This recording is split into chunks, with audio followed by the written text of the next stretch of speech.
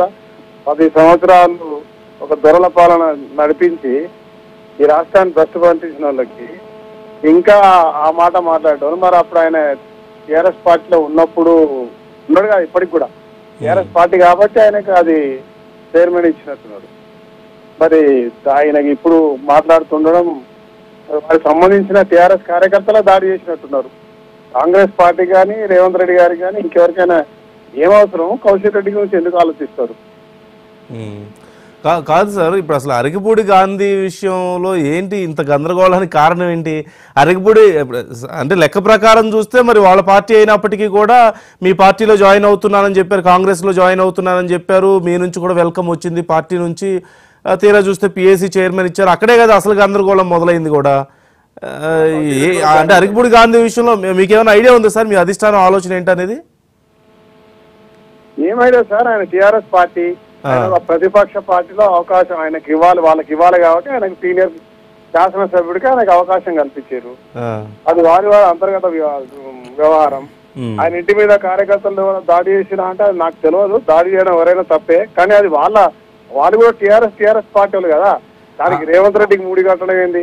ఏమో అరకిపూడి గాంధీ గారు ఆయన అనుచరులు వెళ్ళారు, కౌశిక్ రెడ్డి గారేమో మొత్తం కాంగ్రెస్ వాళ్ళు అందరూ వచ్చి నా మీద దాడి చేశారు అని చెప్తున్నారు. మరి కాంగ్రెస్ వాళ్ళు దాడి మొదలు పెడితే వీళ్ళు ఎవరు ఉండరు. కాంగ్రెస్ ఆ సంస్కృతి కాదు, కాంగ్రెస్ ఆ పద్ధతి కాదు. కాదు సార్, మరి రేపు 11ంటికి మా సత్తా ఏంటో చూపిస్తామంటున్నారు కౌశిక్ రెడ్డి. ఏం చేసే అవకాశం ఉందంటారు? ఏం జరుగుతుందంటారు? వెల్కమ్ చెప్తున్నా, చూపించమని చెప్పండి. అంతే అంటారా? ఓకే, అంటే మరి ఎలా సార్ట్అవుట్ చేయాలి సార్ ఈ విషయాన్ని? మీరేం చెప్తారు ఇప్పుడు ఇంత గందరగోళం? నేను స్పష్టంగా చెప్తా ఉన్నా, ఇది టిఆర్ఎస్ వారి అంతర్గత వ్యవహారం. వాళ్ళు అనుకొని కాంగ్రెస్ పార్టీపై బురద చల్లడం, రేవంత్ రెడ్డి గారి పేరు చెప్పుకుంటే వాళ్ళకి ఇంత క్రెడిట్ వస్తుంది అనుకోవడం అంతే. అంటే మెయిన్ కౌశిక్ రెడ్డి మాట్లాడింది ప్రధానంగా పార్టీ మారి బీఆర్ఎస్ నుంచి కాంగ్రెస్ లోకి వచ్చిన ఎమ్మెల్యేలను ఉద్దేశిస్తూ ఆయన మాట్లాడారు. చీర గాజులు చూపించి మాట్లాడారు. దమ్ముంటే వాళ్ళందరితో రాజీనామాలు చేయించుకోండి అని చెప్పి కూడా అంటున్నారు. రాజీనామాలు చేయించి జాయిన్ చేసుకోండి మీ పార్టీలో అని చెప్పి అడుగుతున్నారు. జాయిన్ ఇప్పుడు వాళ్ళు ఏదో అఫీషియల్ గా మేము ఎక్కడ కూడా మాతోటి వాళ్ళు మొన్న అసెంబ్లీ నడిచినప్పుడు కూడా మా తోటి కూర్చోలేదు, మన ఎలక్షన్స్ వచ్చినప్పుడు మేమేం చూపించలేదు. వాళ్ళందరూ సిద్ధంగా ఉన్నారని మాత్రం వాస్తవం. ఆయన అవకాశం ఇస్తే కౌశిక్ రెడ్డి కూడా జాయిన్ అవుతారు. సిద్ధంగా ఉండేది ఏముంది లేదు సార్. ఇప్పుడు దానం నాగేంద్ర గారు లాంటి వాళ్ళు కానీ వీళ్ళందరూ కూడా మీ తరపునే మాట్లాడుతున్నారు కదా, మీ పార్టీ తరపునే మాట్లాడుతున్నారు. బీఆర్ఎస్ పార్టీ అంటే మొన్నటి వరకు 10 సంవత్సరాలు ఈ రాష్ట్రం నష్టపోయింది. చాలా అభివృద్ధి చేసే కార్యక్రమాలు ఈ ప్రభుత్వం చేపడతా ఉంది. ప్రజాస్వామ్య తెలంగాణ వచ్చింది, ప్రజాప్రభుత్వం వచ్చింది. ఈ రోజు అభివృద్ధి జరగాలంటే కుంటుపడ్డటువంటి అభివృద్ధి మళ్ళీ జరుగుతా ఉంది. దీనికి మేము సహకరించాలి, మా ప్రజల్లోకి మేము పోవాలి అంటే ప్రజల దగ్గర మేము మంచి చేయాలనుకున్నప్పుడు ప్రభుత్వానికి సహకరించాలని ఒక అంశం మీద ప్రతి ఒక్కరు కూడా ముందుకు వస్తున్నారు, దాంట్లో సందేహం లేదు. అంటే కాంగ్రెస్ మైండ్ గేమ్ ఆడుతుంది ఇటు గాంధీకి పదవి ఇవ్వడం ద్వారా అని చెప్పేసి బీఆర్ఎస్ నాయకులు అంటున్నారు. దీని మీద స్పష్టంగా మా నాయకులు శ్రీధర్బాబు గారు ఒక వివరణ ఇచ్చారు మొన్న. అవును, గతంలో వాళ్ళు చేసిన చర్యలను ఒక్కసారి నెమరేసుకోవాలని చెప్పారు.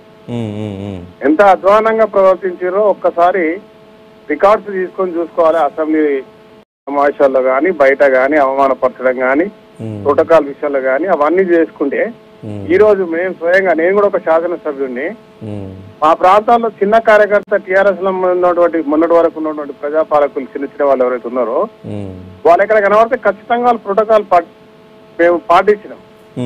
ఈ రోజు కూడా కార్పొరేషన్ వ్యవస్థలో ఉన్న వాళ్ళకి కూడా మేము ఈ రోజు కూడా వాళ్ళ గౌరవాన్ని ఇస్తా ఉన్నాం. అది మా సంస్కృతి. కానీ టీఆర్ఎస్ పాలనలో శాసనసభ్యులను గుర్తించినటువంటి ఒక చరిత్ర ఉండే. మీకు తెలుసు, మా ప్రధాన అపోజిషన్ పార్టీకి ఉంటే వారికి స్థానం కల్పించిన చరిత్ర గత పాలకులది. వాళ్ళ యొక్క దుర్మార్గమైన ఆలోచన, వారు చేసినటువంటి బుల్డోజులను మర్చిపోయి ఇప్పుడు ఏదో కొంపలారికిపోయినట్టు మొన్న ప్రభుత్వం ఏర్పడి సుమారు 8 నెలలు కావస్తా ఉంది. దాంట్లో 100 రోజులు ప్రభుత్వం ఏర్పాటు అయ్యడానికైతే 100 రోజులు పార్లమెంట్ ఎన్నికలు పోయింది. 3 నెలలు ప్రభుత్వం చురుగ్గా నడుస్తా ఉంది. సమయంలో అభివృద్ధి చేసే విధంగా ప్రభుత్వం ఇన్ని కష్టాలు ఇన్ని అప్పులపాలు చేసిపోయినా కూడా వ్యవస్థను నడిపిస్తూ ప్రభుత్వాన్ని ముందు తీసుకుపోతా ఉంటే దీంట్లో వీళ్ళంతా కూడా ఎక్కడ మేము చేయలేని పనులని కూడా ఈ ప్రభుత్వం చేసేస్తా ఉంది. తక్కువ సమయంలో రైతు రుణమాఫీ చేసింది, 6 గ్యారెంటీలు 5 గ్యారెంటీలు పూర్తి చేసింది.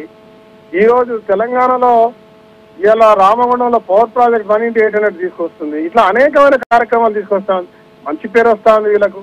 ఎట్లా బురదలు చల్లాలని ఒక దుర్మార్గమైన ఆలోచనతో లేనిపోని అని వాళ్ళు చేసిన పనులను తిప్పి చెప్పుకునే ప్రయత్నం చేస్తా ఉన్నారు.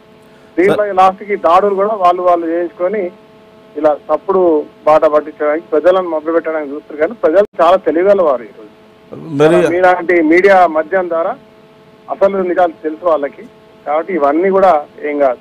ఆయన రేపు కాదు, ఎల్లుండి కాదు, రోజు ఎన్ని డేట్లు ఏమైనా పెట్టారని ఆయన సత్యంతో చూపించమని చెప్పండి. అంటే బై ఎలక్షన్స్ వస్తాయి అంటున్నారు. మరి పార్టీ మారిన ఎమ్మెల్యేలందరికీ కూడా మొత్తం అందరి మీద చర్యలు ఉంటాయి. మేము పార్టీ మారుతున్నామని వస్తే బై ఎలక్షన్ వస్తే బై ఎలక్షన్ లో ఎదుర్కొంటాం. దాంట్లో ప్రజలు తీర్పులు ఇస్తారు.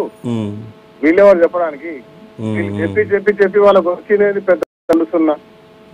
పార్లమెంట్ లో కూడా అసెంబ్లీలో తారి తప్పినామన్నారు, పార్లమెంట్ లో సత్తా చూపిస్తున్నారు. ఏమొచ్చినాయి పార్లమెంట్ లో మీరే చూసారు కదా. వాళ్ళు చెప్పడం మస్తు చెప్తారు. వాళ్ళు ఉండాలి, లైవ్ ఉండాలి కాబట్టి, వాళ్ళకు గుర్తింపు ఉండాలి కాబట్టి. వాళ్ళ పోయిన 10 సంవత్సరాలు సంపాదించిన అడుగు డబ్బున్నది, దాంతో ఏదైనా చేయాలనుకుంటే చేస్తారు కావచ్చు. కానీ ప్రజలు దానికి సిద్ధంగా ఉన్నారు జవాబు చెప్పడానికి. ఒకవేళ మీరు అన్నదే జరిగితే వాళ్ళు అన్నదే నిజమైతే ఓకే చూద్దాం. అంటే వాళ్ళ కౌశిక్ రెడ్డి చెప్పారు కదా, ఆ చీరలు గాజులు చూపించేసి అయిపోయింది. మావాడే కాంగ్రెస్ స్కూల్ నుంచి పోయింది కాబట్టి అవునవును అటు పోయి తప్పనిసరి పరిస్థితుల్లో చేస్తా ఉండు మా తమ్ముడే.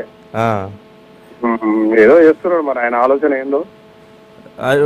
గాంధీ గారి పరిస్థితి ఏంటి సార్? మరి ఇంతకీ మీ పార్టీలోకి తీసుకుంటారా లేదా? అటు ఇప్పుడు గందరగోళంగా ఉంది కదా. గాంధీ గారు ఇప్పుడు టిఆర్ఎస్ పార్టీకి సంబంధించిన సీనియర్ శాసన సభ్యుడు. అంతేనా? వారికి శుభాకాంక్షలు. మొన్న వారి చైర్మన్ గా కూడా పిఎస్సి చైర్మన్ గా. అవును. దానికి వాళ్ళ బాధ అంతా అది. వాళ్ళకి సంబంధించిన ఎవరు అగ్రనాయకుడు తీసుకుందాం అనుకున్నాడు. హరీష్ రావు గారు ఎక్స్పెక్ట్ చేశారులేండి. హరీష్ రావు గారు లాంటి పెద్ద నాయకుడు అది చేద్దాం అనుకున్నాడు, కుదరలేదు. ఒక సామాన్య కార్యకర్తగా ఉండి శాసనసభ్యుడు 2 సార్లు ఇన్నిసార్లు శాసనసభ్యుడు ఉండి ఈసారి అవకాశం ఇస్తే అది వాళ్లకు జీర్ణించుకోలేక ఒక లేనిపోని అబండాలు వేస్తూ వాళ్ళను ఇబ్బంది పెట్టే కార్యక్రమం చేస్తున్నారు. ఓకే, అంటే ఇప్పుడు అవునన్నా కాదన్నా కాంగ్రెస్ కూడా కొంత అడ్వాంటేజ్ తీసుకోగలిగింది ఉన్నటువంటి లూప్ హోల్స్ ని. ఎందుకంటే ఇప్పుడు బీఆర్ఎస్ వాళ్ళు రికమెండ్ చేస్తారు కదా, మాకు పలానా వాళ్ళకి ఇవ్వండి అని చెప్పేసి బీఆర్ఎస్ వాళ్ళు అడుగుతారు. అందులో గాంధీ గారి పేరు లేదనుకుంటా. అపోజిషన్ వాళ్ళకి ఇచ్చే కారణం వాళ్ళు కాదు సార్, అపోజిషన్ పార్టీ వాళ్ళు లిస్ట్ ఇస్తారు కదా, పలానా మా మెంబర్స్ వీళ్ళు అని చెప్పి. వాళ్ళేమో అలా ఇవ్వలేదు. డైరెక్ట్ గా మరి కాంగ్రెస్ ఏమో ప్రకటించేసింది గాంధీ గారికి ఇచ్చేస్తున్నాం అని చెప్పేసి. మీరేట్లా చెప్తారు? సెక్రటరీ గారిని అడగాలి కదా. ఇప్పుడు నన్ను మీద కాదు, ఇప్పుడు నన్ను కూడా దేంట్లో కమిటీలు వేసారు. మాకు కూడా తెలియదు అది వేసే వరకు. ఓకే, ప్రభుత్వం ఆ సెక్రటరీ లెవెల్ వాళ్ళు చేస్తారు, ఇచ్చే ఉంటారు. ఇవ్వకుండా ఎట్లుంటారు, అందరు ఇచ్చే ఉంటారు. Okay okay, anyway thank you so much sir మాతో మాట్లాడినందుకు. అంటే ఈ గొడవ ఇంతతో సర్దుమణగాలని మేము కోరుకుంటున్నాం. ఐ హోప్ మీరు కూడా అదే కోరుకుంటారు అనుకుంటున్నాం. రేపు 11ంటికి ఆయన ఏదో చేస్తానంటున్నారు. ఆ గొడవలు ఏం జరగకుండా ఉండాలని మేము కోరుకుంటున్నాం సార్. వాళ్ళ అలవాటు అది, గొడవలు చేయడం, బురద చల్లడం వాళ్ళ అలవాటు. కాంగ్రెస్ పార్టీ ఎప్పుడు కూడా గొడవలు కావద్దు అనుకుంటది. సామరస్యంగా, శాంతియుతంగా, ప్రజాస్వామ్యబద్ధంగా ఉండాలనుకుంటాం. ఖచ్చితంగా ఉంటాం. అదే మీరు అధికారంలో ఉన్నారు కాబట్టి కొంచెం మీ పార్టీ చూసుకోవాలి జాగ్రత్తగా ఈ విషయాన్ని. వాళ్ళు ఏం చేయాలనుకుంటారో చేయండి, చూద్దాం. ఓకే, మనతో ఉన్నంతసేపు ఏం కాదు. Okay sir, thank you sir మాతో మాట్లాడినందుకు. Thank you so much. Thank you sir, thank you.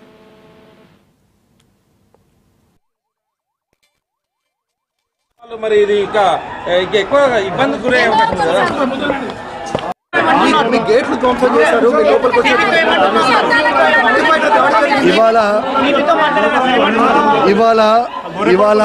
ఇవాళ ఇది